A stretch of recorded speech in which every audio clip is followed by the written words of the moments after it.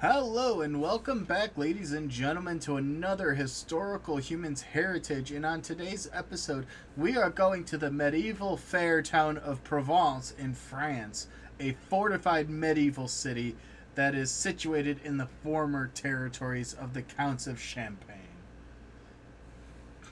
Ooh, bubbly. It's not Yeah, Champagne if it's not from the Champagne region of France. yeah. Or from a town in South Central Illinois. Oh no. Champaign, Illinois, baby. Oh, you gotta love it. But yeah. Anyway, back to Provence. This is one of the one of the first towns that featured things like international trade in medieval Europe. It was home to one of the earliest trading fairs, which is like a Ren fair, but instead everyone shows up and tries to sell you things like it's a flea market. So maybe just the Ren fair. I don't know. Or like a bazaar of sorts. Yeah, But but it's a medieval village town, a fair. yeah, uh, basically what happened was people would come to Provence to trade wool with each other, with people who could make that into clothes, with just about anything. It became sort of the idea of the seasonal trade hub, where people would come in at specific times of the year, and from you know multiple countries, and try to exchange what they had for things they could make money with back home. Naturally. Um, but one of the reasons why we decided to choose it is it's one of the most beautiful, pristine medieval villages. Like the walled city, the castle and the keep being still there, and it originally started as in the second century, which is mind-boggling because it linked a lot of northern Europe with the Mediterranean world. This was a good stopping point, and just it's cool because it still maintains that characteristic. It still maintains that history, that story, that uh, pro- provenance. Yeah, yeah. He said the English word. He said the English word. Provenance. Yeah, yeah. So yeah, between just the sheer amount of beautiful architecture that's been preserved, and the fact that this was kind of the poster child town for the medieval trading fair, it's pretty easy to see why UNESCO would say, yeah, that's you know, why does international trade exist in Europe? This town, yeah, that's significant.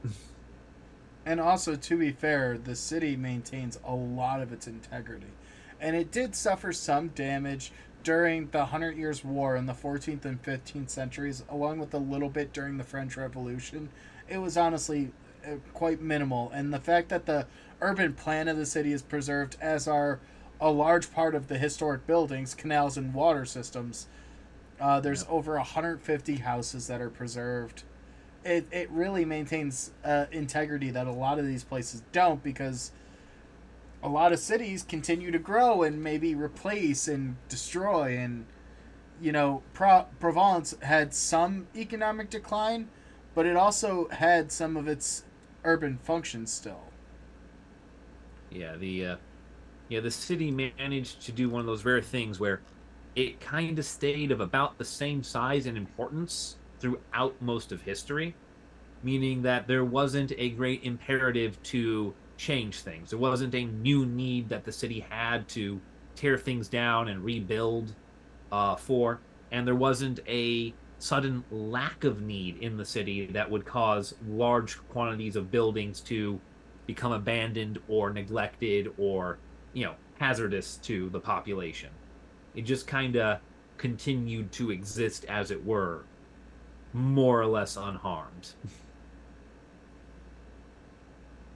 uh, which is, honestly, probably one of the rarest accomplishments in human history, to last 900 years and not undergo radical change. Well, and a good part of that too is the protections that they have for the city now. where there's a series of protections in place, which include the Heritage Code, the Environmental Historic Code, and basically buildings within and outside of the ramparts are protected under this, and development is strictly controlled.